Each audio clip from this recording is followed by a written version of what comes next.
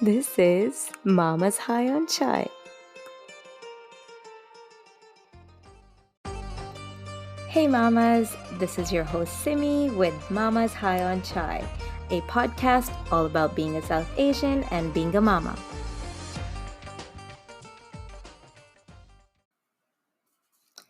Hey guys, today I'm joined by Navi Gill, who is also known as Navdeep Gill. She is an Ayurvedic practitioner, a yoga teacher, and a wellness educator. I first discovered Navi when one of my friends recommended that I follow her on Instagram. And at the time, I was having some issues with hormonal imbalances after childbirth. And I was telling my friend how it was impacting my life. What I really liked about Navi is the way she sees everything from an Ayurvedic, a more holistic perspective. I could really relate to her because she is also a South Asian woman and she understands the complexities of our culture. And so, as I was researching more about her and her practice in Surrey, BC, I came to know that she also specializes in treatments that were at the time foreign to me. That is Marma Chikitsa therapy and foundational Panchakarma bodywork. So I'm really excited to find out more about these treatments and what their benefits are. What I also really like about Navi is that she works specifically for women and people of color to create a community and to create more accessibility of Ayurvedic wisdom.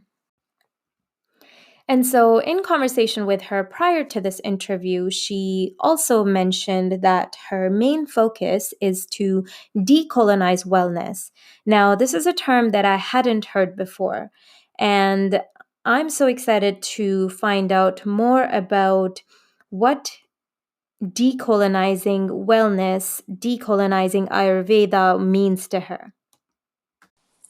Hi, Navi. Hi, Simi. Welcome to our show. Thank you so much for taking the time out to speak with us today. I'm so excited to have you on our show. Thank you so much for having me. If you can tell me a little bit about your story and your background, I want to know more about your journey in Ayurveda and what attracted you to Ayurveda and how it all started. I love this question every time I get a chance to answer it. So, I am an Ayurveda practitioner, an educator, an entrepreneur. I'm also a trained yoga teacher and coach as well. Right. So all of those things together make up my practice, which I primarily do a lot of education and consulting work and Right. workshops, which I do in Vancouver and Surrey as well. But I also tend to travel a lot with my work and with my body work and therapy. I have a home practice in Surrey, BC that I do. Right. And my journey with Ayurveda actually started, it was 2010. I was in this last year of my program. I was doing marketing communications at the time in school. Right. And I was in my last semester and I had suddenly lost my Nana Ji. And it was a really tragic time for my family and in my life. It was the first time I had ever experienced a loss of someone so close to me, so sudden. And similar to probably how a lot of us are feeling in the world right now, everything came to a standstill for me. And suddenly everything that I was doing didn't matter. I had already been feeling that for quite some time, that I'm trying to find, the emphasis on going to post-secondary, then having a career, but the things that I was interested in at the time, which were, my lineage, where I come from, healing, it just wasn't a viable career at that time. There was really not a big boom in wellness like there is right now that we're experiencing. Yeah. So I just thought that it was going to be a hobby and there was no place for it as a Right. career path. And I Right. thought, well, I do enjoy communication, and I like to write, so maybe that's going to be something that's going to sustain me for some time. And then after I lost my grandfather, like I said, everything came to a standstill for me, and I literally barely finished my last semester. I barely scraped through. And at the end of that year, I was going to be going to India. It's our tradition. Right. In the Sikh tradition, you take the person and their ashes back home, and you Right. do the last rites. So Right. I was going with my family. I had no expectations for that trip. It was obviously a very Right. painful time, but Mm-hmm. somehow during that trip, my family had planned a uh, a side trip within that trip, and that was Mm-hmm. to do a little tour to go to South India. Mm-hmm. So we have no idea even to this day why we decided to do that, Right. who picked the tour, and it was going Mm-hmm. to be like a journey through all the little small places all the way down to the very end to Trivandrum. And Okay. um, That's interesting. yeah, so I say this because I truly believe that my rediscovery of Ayurveda was a very spiritual thing, and it was a gift Yeah. from my Nanaji, because it came Aw, through losing him and then going to a place. When I was in Kerala, yeah. I was immersed, and I found myself, even through my grief, being very, very connected. It was almost like an electric feeling when I was Yeah. around all the Ayurvedic herbs, the spices. I was doing a tour in a spice farm, and I'll never forget that moment of just like Right. reconnecting and immersing in what I then understood as Ayurveda, because I didn't grow up with anyone in my family that practiced it. I'm from Right. Punjabi Sikh family, so Right. people, like most people, traditionally grow up with some aspect of Ayurveda around them. Right. I really Right. Right. didn't, and Yeah. this was my remembrance, because suddenly all the things that I was looking for, I realized the word for it was Ayurveda. So that's kind of my uh, long story long of Yeah. how I, It's so interesting. It's yeah, it's very touching, actually. how I started. And when I came back to Canada after that, I really actually struggled for a long time to find a place where I could get the proper education, Right. where I could still be close to home, because at that time I was still very much grieving, and I wasn't prepared to pick up and move to India, or, Right. Right. anywhere else where I found any like sort of education close to me. Right. So I studied with Dr. Jayashree Lambert, who was an apprentice for a long time for Dr. Vasant Lad. And that was my first sort of journey into it. And then over the years, I did more trainings. I did my Right. training on Panchakarma therapies, Right. my yoga training. So there's still much more. My journey is still ongoing. But that's how it's been going for the last 10 years. Well, that's awesome. I find that so touching that, it's something that, the loss of your Nanaji sort of brought this into your life, Mm-hmm. Ayurveda, and kind of, reconnected you with your own self, right? Like what you actually want to do, what feeds your soul. And I think for you to be able to, go ahead and pursue it in the times where wellness and holistic wellness was not even, big at that time. It was like nothing else made sense. Once Right, it right, was like, for the first time in my life, it was a language that I understood perfectly, and nothing was a struggle to understand. And obviously there's like deeper things behind that. Even though right, holistic wellness was around, there wasn't South Asians or Punjabi Sikh women taking up space in these right, communities. Even now, right, I'm one right. of the very few where people always tell me, like, oh my gosh, you're doing all these things and you've been doing it for this amount of time. But it was Right. such a struggle to even take up Yeah. this much space in this wellness world, because it's very much a white dominated, or Right. dominant Caucasian. culture Right. that holds all the spaces in these, when we're talking about it as a career or something that we're going to Right. make a living from. So when Right. even if we were exposed to it as children, it was like, oh, these are desi ilaj, or like, it's like, Right. what do they call it? Gare lu nukse, right? I think that's Right. the word. Right. Like, it's not necessarily something that you, Home remedies. Yeah. yeah, that you would just be like, well, I'm going to do this as my life's work now. But Right. yeah, I would say I was sure that I couldn't do anything else after Right. that, and my life's work would have to revolve around healing and wellness. Right. And it's interesting you bring that up because now I was reading this article and now modern science and studies are sort of backing up what was practiced in Ayurveda thousands of years ago, Mhm. right? Mhm. And these practices were so profoundly understood by our ancestors. Mhm. And it's coming into light nowadays. Back then as you mentioned, they used to call it like, oh, these are just like desi Mhm. Karelun, home remedies, Mhm. right? And now more and more, even modern science is recognizing Ayurveda and the ancestral wisdom. And there's many reasons for that. One is that, I always say, when people are sick and tired of being sick and tired and they've done everything else, you always Right, end up coming back to holistic health and what nature has always provided for us.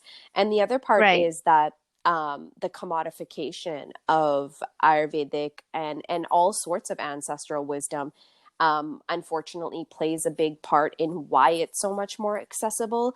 right, We talk about like the Western wellness movement, when they realized that, hey, we could make money off of turmeric and start making turmeric lattes and turmeric hmm, face masks and turmeric everything under the sun. Then it's right, like these herbs and this indigenous wisdom starts to become more prevalent in modern society, because right, now, that dominant culture is commodifying it. So right, it's right, it's very interesting time for this, and a very interesting movement in wellness. right, Basically, it's, we saw what happened with yoga. Yoga right, is all over the entire world. There's not a single right. person who doesn't know or hasn't heard of yoga. But Yeah, what yeah, it was authentically, and what it was created for, and how it was taught, is very different from right. what we know now. What True, So true. Yeah. Ayurveda is Now just it's emerging. And one of the bigger goals of my practice, I always say, it's to decolonize wellness and to take up space in Ayurveda, which means to preserve those ancient ways and right. be a holder of that knowledge in the way that it was meant to be Meant to be. learned.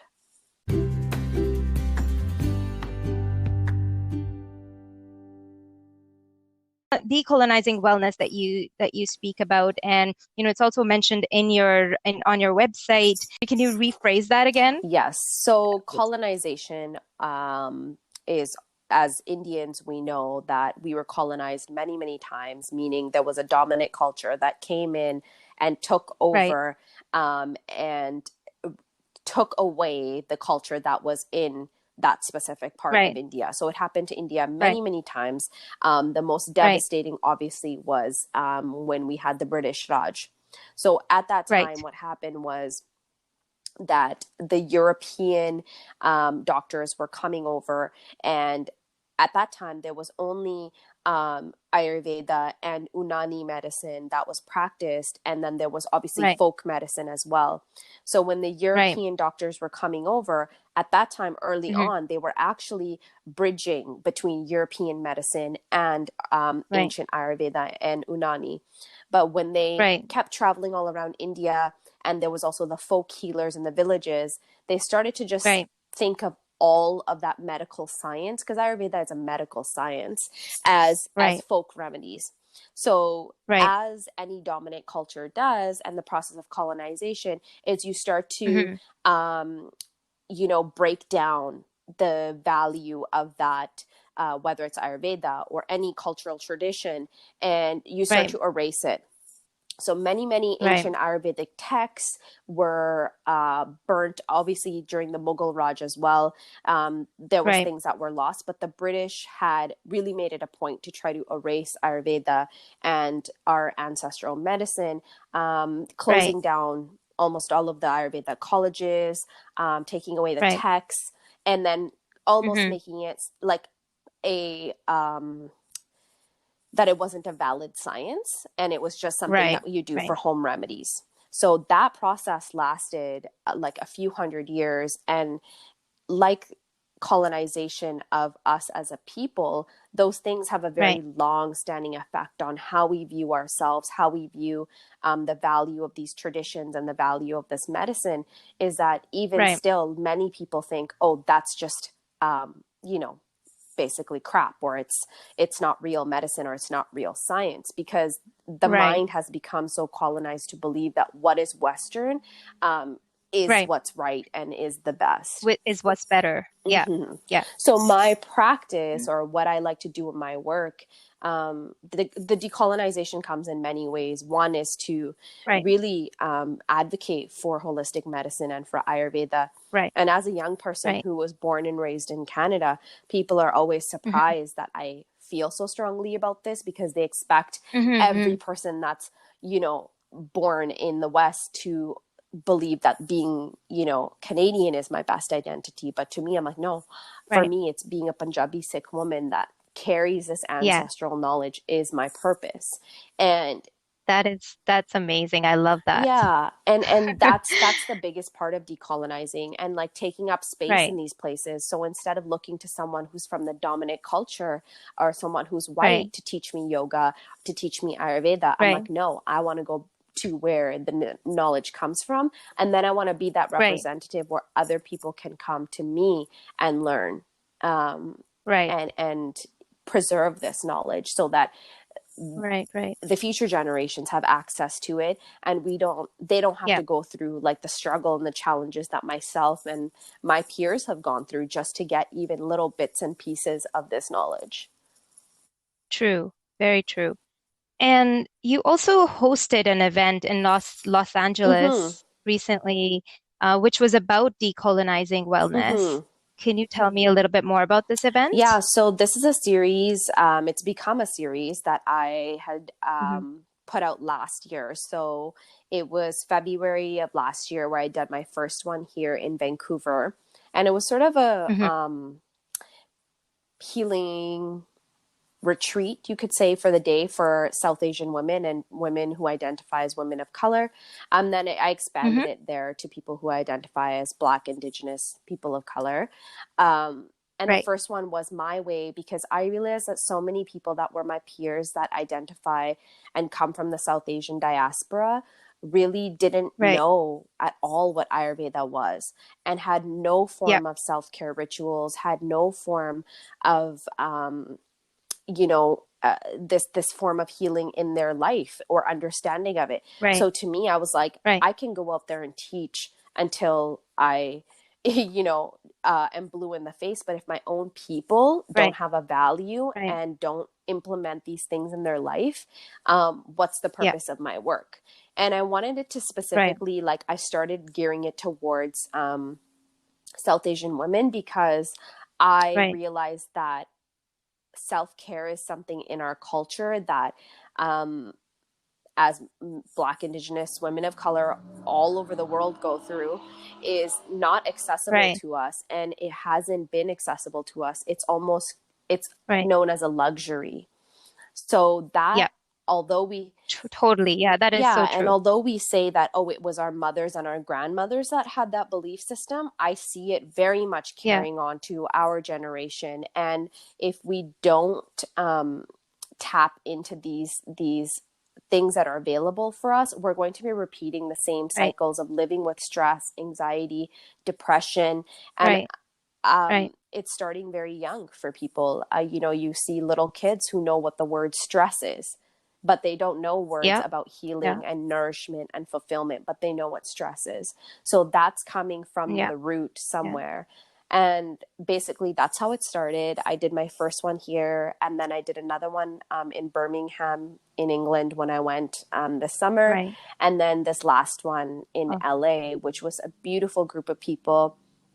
It was yeah. people who were practitioners, mostly yoga teachers or other wellness practitioners. And I wanted to create, again, a day retreat for them to come and find rest, because in this day and age, as practitioners, we're also having to really, when it turns into something that's your profession, self-care also gets Yeah. pushed to the back burner. And especially living in a Yeah. city like Yeah. LA, where there's a million things Yeah. happening, there's a million people that are doing the same thing as you, so you really have to push yourself extra hard. And unfortunately, when Yeah. it is yoga and wellness, it ends up having a detrimental effect on a lot of practitioners because they aren't able to take care of themselves at the same time.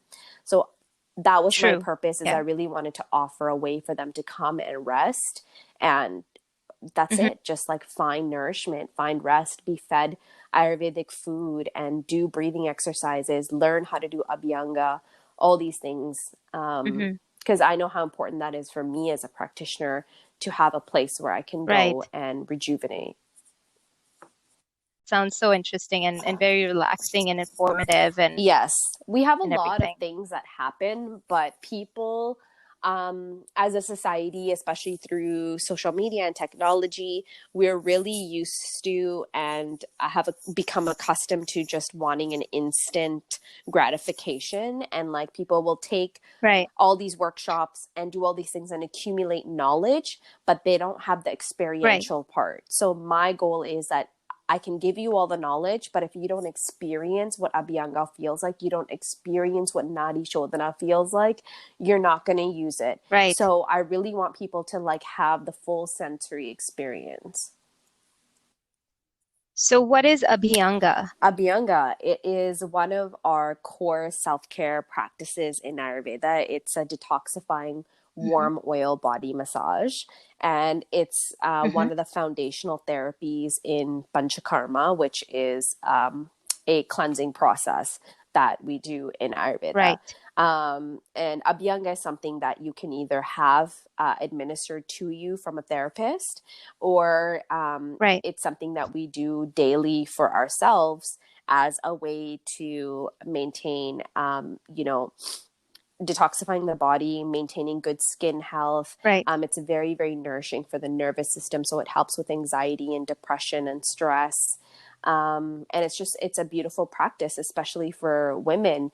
And again, Right. I refer back to those who identify as South Asian women, because I know predominantly that's who will be listening, is that we're never really Yeah. taught to have a connection to our bodies. And we never really are taught how Right. to touch your body and love your body. And Abhyanga Right. in Ayurveda, the word for oil is called sneha, which is also the word for love. So this is like an act of love when Right. you're massaging your body with warm oil. And I think that's a Yeah. component that's missing for a lot of women. That is so awesome. I love the word sneha. It's so Mm-hmm. beautiful.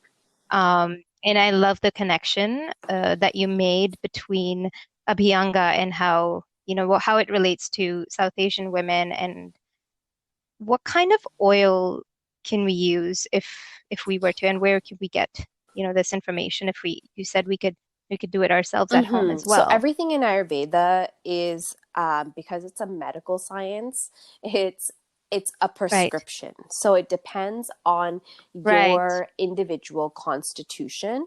But for Right. general purposes, I won't go too deep. But Yeah. sunflower is a good option for most people because it's a very neutral oil. Someone who has a lot of heat Yeah. in their body or is a pitta dominant person, they could use coconut oil. Right. Someone who Hmm. has a very they have a lot of aches and pains in the body. They have like dry skin. They might have a smaller frame. They might be more vata dominant person, which is air and space Right. element. So sesame oil is very good. Someone who has a Yeah. bigger frame, oilier skin, tends to get really uncomfortable in the heat. They might be a kapha body type, so that's a earth and Right. water. And because they already have a lot of oiliness to their skin, they need very little oil, Mm-hmm. and they need something that's invigorating and heating, like mustard oil. So it depends on your constitution. But generally Right. speaking, we use traditionally in Ayurveda, we use sesame, but that can be too heating for some people. Yeah, I've heard a lot about sesame seed oil and the benefits Mm-hmm. of it in Ayurveda. It brings me to, my biggest question to you, and I know it might be difficult to answer as Ayurveda is so complex and has so many Mm-hmm. layers to it. And I feel like there's a lot of misconceptions about Mm-hmm. Ayurveda. Some believe it's just, another type of a diet. Some believe it's only for medicinal Mm-hmm. purposes. And, to you, what does Ayurveda mean to you, and how can you explain that to someone who might not know much about it? Well, for me, it means everything. It's how I exist in the world. It's how I see the world. And if we want to define it, so Ayurveda translates to the science of life. And Hmm. it's a holistic medical science, which means that it encompasses um, all the parts of who we are. So mind, body, Right, spirit. It includes science and philosophy and also spirituality. So it's a spiritual science. We use, right. herbs, different, different yes, Spices. spices as well, but I was looking for the word for different bodywork therapies, different cleansing Right, techniques, food, breath, right, yoga, asana, mantra, all right, different types of things to bring you into your most balanced state of your constitution. So Ayurveda right. is based on something called the Samkhya philosophy. And that Hmm. means it's like Sat is truth and Kya is to know. So it's to know the truth. And Ayurveda was essentially, they say, like downloaded by like rishis in ancient times. And then it was passed down Hmm. from lineage to lineage, teacher to student, verbally. And it was only until about 5,000 Right, years ago where it was then documented in written form, which a lot of was destroyed right, also. So right, basically, it right. like there it's complex, but I'm trying to just give you the overview. Hmm. The gist of it, So right, there's something that we are born as, which is our natural state that never changes, which is our prakruti. And then there's something that right, we are right now, which is called our vikruti, which is our current state. And the deviation in between the two things is based on our entire lifestyle, where we live, what we do for a living, our family life, our diet, what we do for right, work. So the deviation is tells us what the dosha imbalance is. So our goal always in Ayurveda right, is to go back to be in our most balanced state of our prakruti. Um, right. Our mhm. natural state, And right. That, each person, we have all the doshas. So there's three doshas: vata, pitta, and kapha. right, We need all three to function because they govern different parts of our bodies. But we're dominant right, in usually one or two, so it's in different levels in everybody. And those levels right, determine how you do everything, what your body physically looks like, how you are emotionally, how you are spiritually, what foods best suit you, right, when you should wake up, when you should go to sleep, when you should go to the bathroom, how your poop should look. right, It really is a right. very, very intricate and Yeah, individualized science. right, right.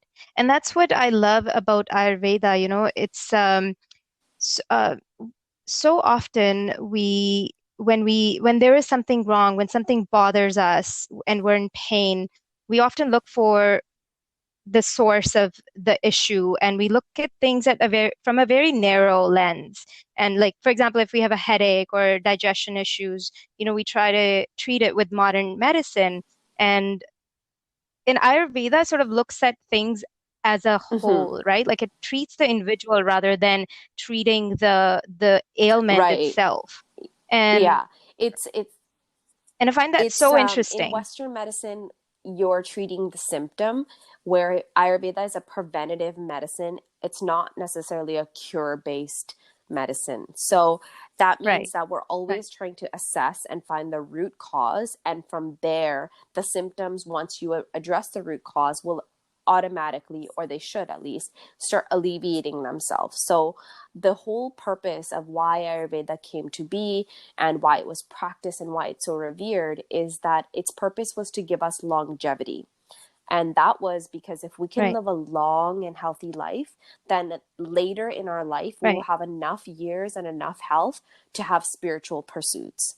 So if you notice, right, in our right, culture, especially a lot of older people, they're very much connected to their form of spirituality or religious practices.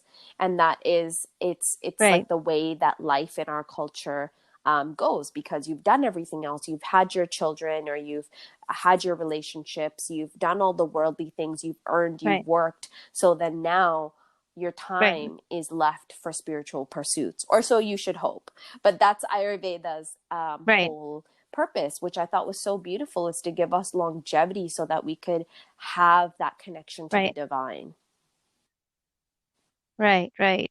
And it's really more of a lifestyle, and it's, through the process, it heals you from the inside so that you don't, burden yeah, modern medicine and Western medicine is important as Yes. well, right? Like I'm not against it or anything, but I feel that there's a balance, right? Like if prevention is everything, it's the Yes. key. And, with if we can practice Ayurveda, we can reduce that stress on our Western medical system Exactly. too. So it's really important. Kind of goes Allopathy is hand in hand. definitely needed. We say in acute emergency, allopathy has its place, Hmm. and it's necessary in the world that we live in. But if we Right, can ensure that we're doing our best to make sure that we're taking care of ourselves and we're doing all the preventative measures, then there's less likelihood of there being an acute emergency.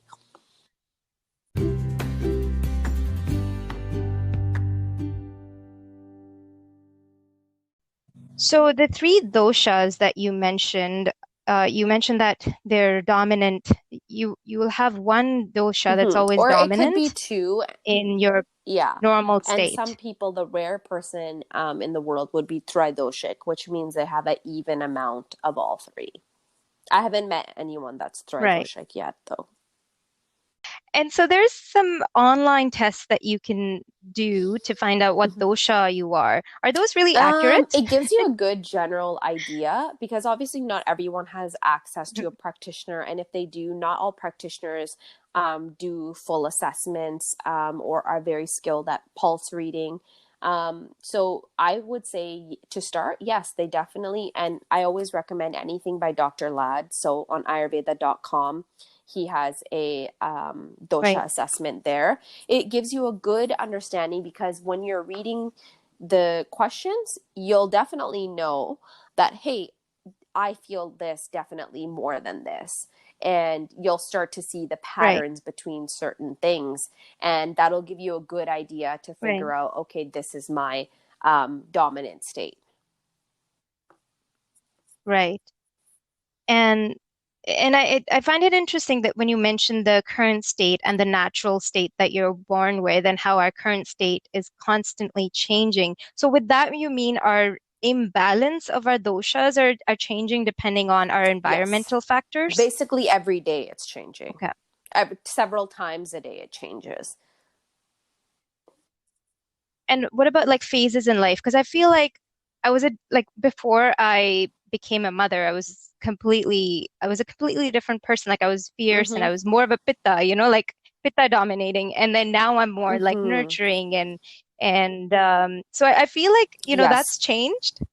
I don't know how to say it in the Ayurvedic Yeah, you language, said it. It but does. Phases of life yeah, are also very different. And then when you, um, giving birth is something that is such a big transformation mentally, emotionally, physically, and spiritually. So it does definitely change certain amounts of the doshas, especially during pregnancy and then post-pregnancy.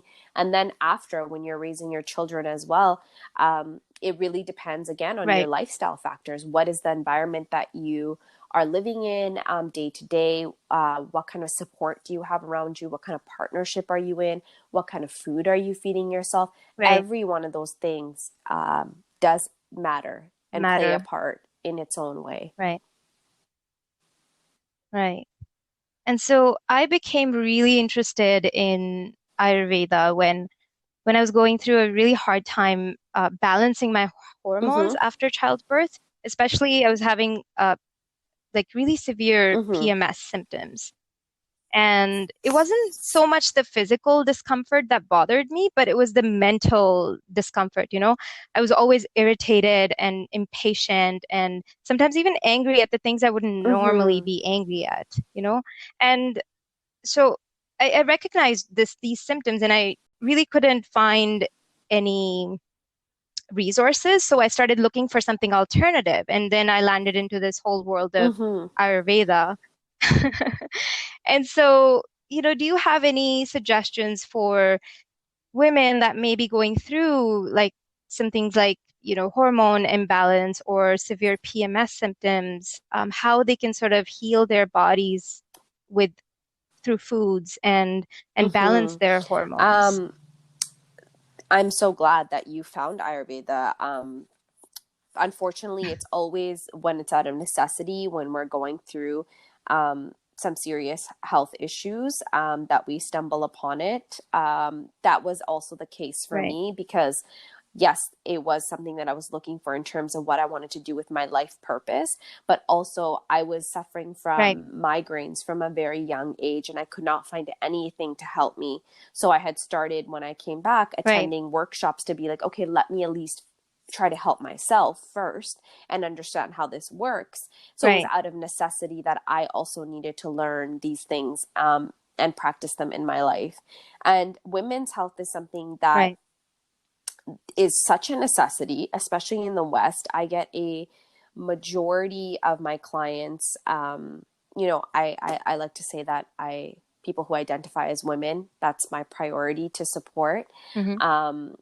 And everyone is dealing with some sort of issue connected to women's health and reproductive system and hormones, because given the environments that we're living in, basically our food, our work life, our stress, our relationships, all these things just take us further and further away from, our own spirit and our own well-being. And in the South Asian culture, especially if you're a mother, everybody comes before you. So those things emotionally compound over time and play a big role in these hormonal imbalances. And in the Western medicine field, they'll either give you hormone replacement therapy. They'll be like, well, you need a hysterectomy, so we're just going to take everything out. And all those things are like very, in Ayurveda, those last case scenarios that you would need to do. But here it's the first sort of line of treatment in many cases. I do believe things are changing now. Naturopathy is something that is more readily available and accessible for people, and it's more natural, obviously, than traditional allopathy. But I would say yoga, meditation, pranayama, start implementing those. In our culture, so many people, especially women that are older than me or like my mom's age, will be like, yoga is just to lose weight, or yoga is a fitness thing, or yoga is for skinny people or young people. And it's if you have a body, it's about being conscious in your body and moving it with your breath and letting go of that stress that's compounded. Stress is the biggest factor that's creating these imbalances, more so than, I would say, physical elements. Obviously, when things like childbirth and pregnancy come into play, that's a different story. So implementing those things, daily. Meditation is key. And I Right. know that people feel like, well, I don't know if it's doing anything. Trust me, Yeah. Yeah. That's how I feel the it people around too. you will know the difference, even if you don't notice it. And Right. I was actually just Right. thinking about this today of like, I would love to offer, some guided meditations in Punjabi that would be helpful, because sometimes it's not always easy to Right. connect to the things that are out there for people in our Right. community. But I think people underestimate anything that's subtle. And because in the Western medicine, Yeah. it And has the to be power like, of, give yeah. me a big dose, give me a pill, give me something strong. And it's like Yeah. these subtle Yeah. things affect the subtle body, and they're Right. working in their own way if you create the space for them to work. So doing those practices, eating the Right. right food. I'm someone who is I've been vegetarian for like 12 years now, almost vegan except I Right. have Right. ghee. Um, so, knowing Yeah. what you're putting in your body and eating the right foods, eating foods according to the season and according to where Right. you live and Right. according to your dosha is a big Yeah. one. Um, Yeah. and then That's herbs and supplements obviously that. come into play. But if you just do the first few of like yoga, meditation, pranayama, and eating properly for your dosha, they'll have a big effect Right. on reversing some of those imbalances.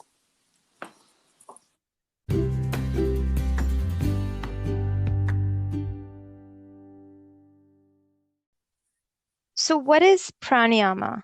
I've heard this term before, and I would like to hear like what's the definition of So pranayama? prana is our subtle life force, and yama is like a technique, so our breathing technique. It's used, so yoga Right. is the sister science to Ayurveda. Pranayams are used as a part of yoga. And there's Mm-hmm. different breathing techniques that are done in specific ways that have different effects on Mm-hmm. the body. So some are calming to the nervous system, some are uplifting and Mm-hmm. energizing, some help clear the lungs, some help help you sleep better, some clear the right and the left brain Right. and balance the hormones and the doshas. So they all have a specific purpose. But because prana is our Right. life force, it's what governs everything in our being. And when Right. A it's breath, more right? subtle than breath. A breath is a part of prana, if that makes sense. Prana is contained in there inside the breath when we're breathing. So prana is also found in food. Okay. Prana is found in sunlight. Prana, we get prana Mm-hmm. when we sleep, restful sleep. We get prana when we meditate. So it's like a very subtle, it's Mm-hmm. even more subtle than our breath. And what happens is that governs the movement of the energy in our body and everything else that's allowing our body to function. But when we become stressed and we have poor Right. lifestyle habits, we start to get blockages in our Right. marma points. Marma points are like these junctures in our body. We Right. have 108 or so inside the body, major ones. Right. Yeah. You could think of Yeah. them like chakras, but these are physical Right. points where when they get congested with toxic waste, they create a blockage. Right. And what happens when that blockage happens is the flow of prana is disrupted. So all the systems in your body, the Right. communication between them starts to break down. And over time, when those channels are clogged, that's when disease starts to form in the Mm-hmm. physical body. So pranayams Right. help you, make sure that the flow of prana is happening properly. You're detoxifying through the breath. And that's the Marma Chikitsa therapy that you Yeah, specialize in so as well, Marma right? is therapy that we do. Yes, that I do. It's one of my favorites. It's a beautiful, beautiful, very deep practice where we stimulate the Marma points Right. in specific patterns to flush out that toxic Yeah. waste and to bring the body into a really deep meditative Yeah. state so that the client's own healing systems start to come into play. That is very, very interesting. I have to book an appointment with you for this one. It's my favorite therapy. And so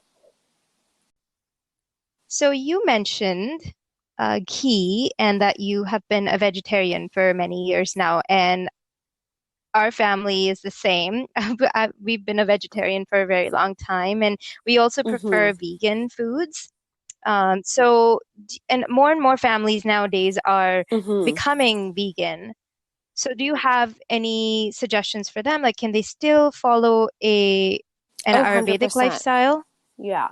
Because in India, Because I traditionally, know ghee is, especially if you come from a Punjabi family like me, like meat wasn't a part of our ancestral eating because we were farmers. We grew our own fruits and vegetables, and like that's what we ate.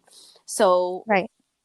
Ayurveda actually isn't, as we say, like a vegetarian or a vegan science. Everything is prescribed. So even if someone has meat in their diet, or any animal products, they're prescribed this, or it's for a specific dosha or a specific ailment, because everything has a different Right. quality, a different dosha. So all the meats, some are heating, some are cooling, some are Right. heavy, some are oily, some are dry. So they play a different effect on each dosha. That being said, because it's a spiritual science, and for me as someone who's a meditator who considers myself a yogi, is that Right. vegetarianism was it was so easy and natural for me, especially growing up, not actually eating a lot of meat growing up until I started to, Right. have my own money and go out and eat with my friends. And I went through that phase like in my teens where it was just normal to eat meat because it was a part of Western culture. But that was actually the Right. first thing, True. eating meat and drinking, that were just so easy to get rid of in my lifestyle. And once you Yeah. become Yeah. aware and you become just attuned to your body and nature, you start to understand that like what a big effect Yeah. what you put inside your body has on your quality of life. And if we're bringing harm to another living being in order to feed ourselves, and it's not a life or death necessity for us, you start to feel Right. those things. And it's very easy. Ayurveda Right. is has so many, it's all beautiful food from nature that doesn't cause any harm to another living being.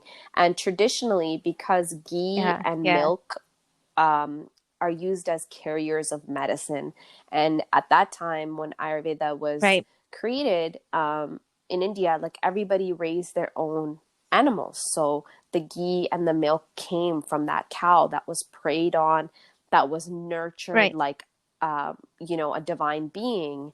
And that's why cows were so holy at that Right. time, is because their milk provided True. so many different things. You get milk, you get butter, you get ghee, you get lassi, all these things. Right. So it provided a Yeah. living for many people, as well as a way to nourish ourselves. So it's very Right. easy, I would say, to have a vegan diet. Like you just substitute, if you don't want to have dairy, you can have all the nut milks. In the last 3 years, we have an Right. explosion of vegan food products available to us, and we can make Right. and we And the can make our own alternatives. at home. Like just soak your nuts and then blend it, and then blend Right. it in the blender with water, add some sea salt, add some maple syrup if Right. you want, or a date, and strain it. And there you have your Right. almond milk, your cashew milk, your coconut milk, whatever you want. So I would say it's Right. very good. Maintain that. Everyone has their own reasons for Right. being vegan. So I say, in the Western world, like anything, a lot of things become very like Right. fanatic. And the vegan movement is one of those Right. things for me, where it becomes like a very self-righteous thing, where it's like, if you're not vegan, you're a piece of shit Right. because you don't care about animals. And I don't believe that. I believe that we do the best we can where we Yeah. can, and to really True. honor and Yeah. respect that, like, traditionally for us, dairy, butter, ghee, those things were a part of our eating, and choose whether or not you want to have Our them, and life, then yeah. choose the most ethical way of what's accessible to you. A lot of people, say, well, Yeah. eating vegan is very expensive, because in the Western world, everything that's vegan is Yeah. mostly processed and comes in a package. But if you eat your dals, your rice, Right. your, legumes, Right. veggies, all the abundance of food that we have that traditionally we would eat, Yeah. Mm-hmm. that's where the nourishment Yeah. is. And it's very inexpensive to Yeah. lead that lifestyle, especially if you have a True. big family. You know, Yeah. you can do that. Yeah. That's those, you just named the staples of our Mm-hmm. family kitchen. And that's what we do. I mean, we have dal and rice and all the, all the vegan good stuff that is part of our has been part of our culture. I mean, it was like you said, like I did eat meat when I was a teenager, but it was really easy for me to revert back to being a vegetarian because I've always eaten Mm-hmm. vegetarian food, and I simply wasn't even a big fan of Exactly. the meat Yeah. texture, right?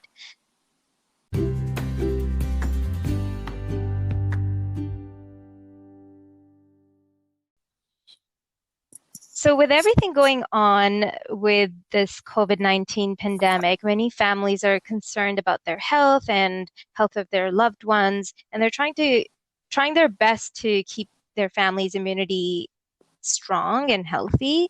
What can families do to build their immunity from an Ayurvedic perspective? The first thing is reduce your stress and anxiety. Those are the two things that will lower your immunity the quickest, no matter what age you are. So while Right, you're at home with one another, right, uplift each other. Spend this time to become connected, become closer.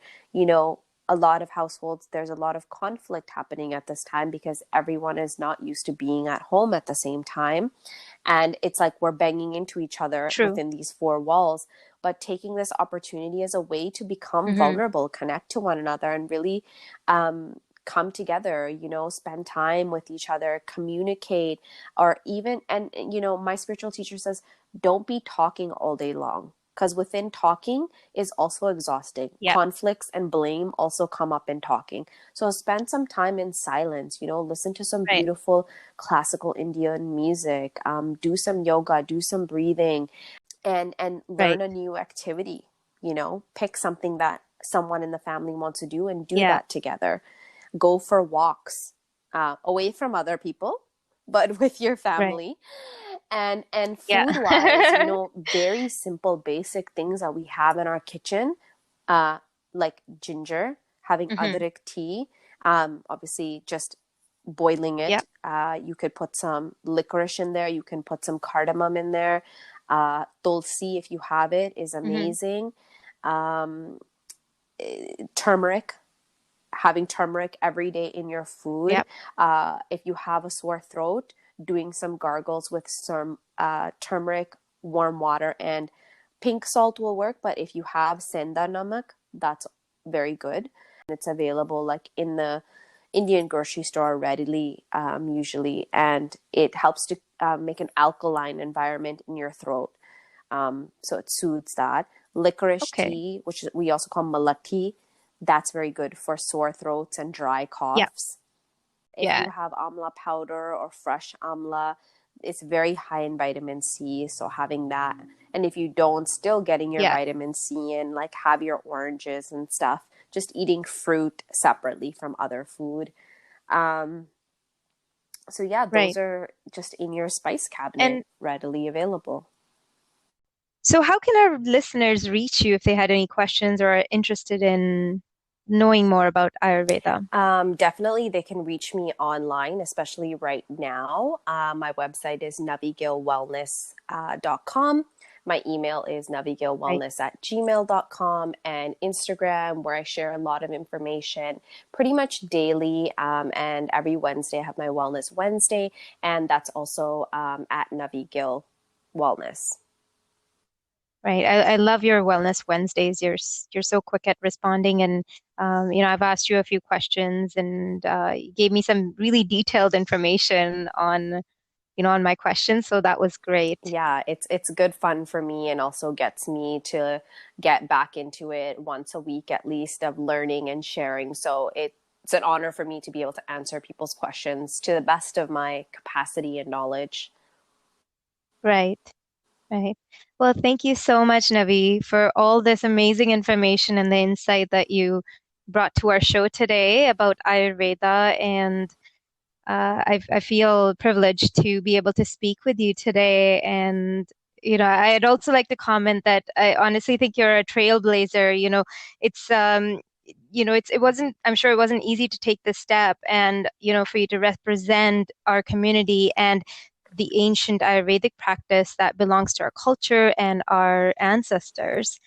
And, Thank you. and good for you. And it's so amazing. Do you have any takeaway message for our listeners? I definitely do.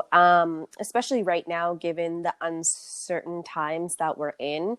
Everyone has an abundance of time. And I would suggest using that time wisely and really investing in yourself and your own self care. We spend a lot of our Hmm. time outward. Our energy is constantly outward.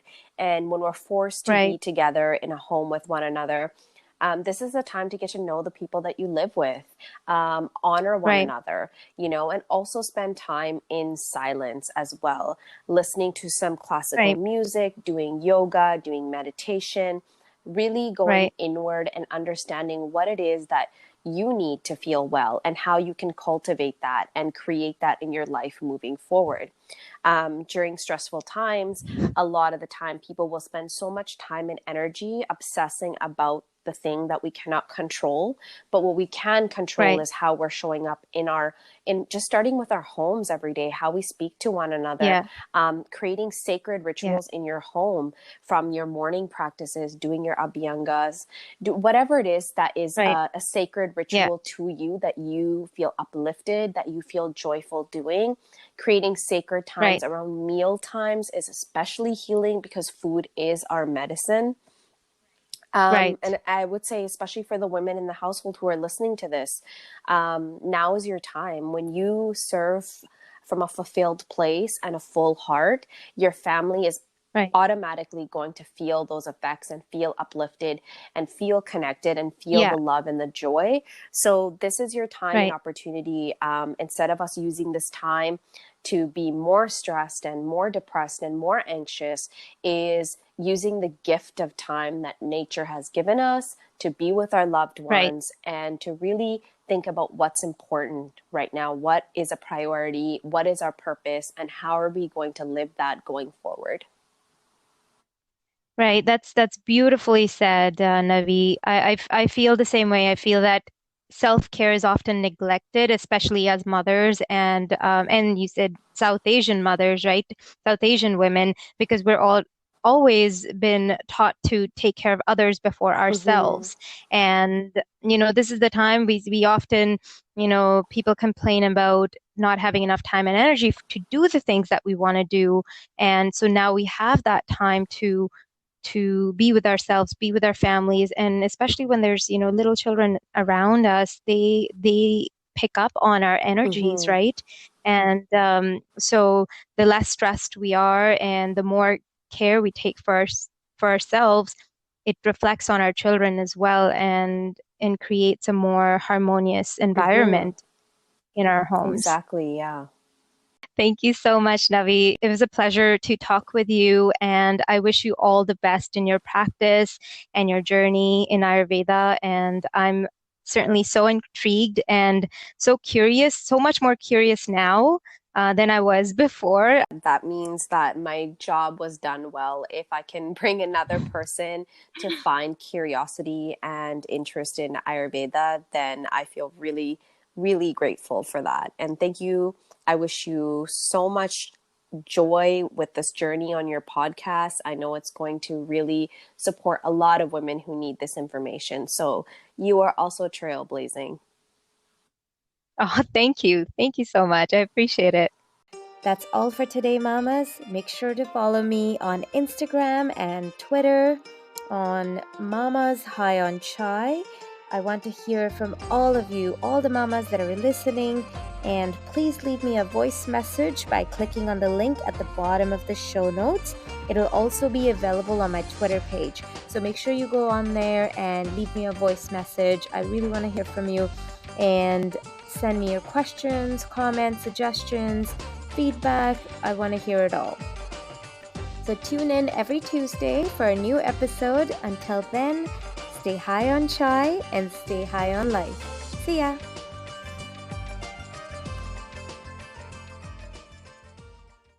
This is Mama's High on Chai.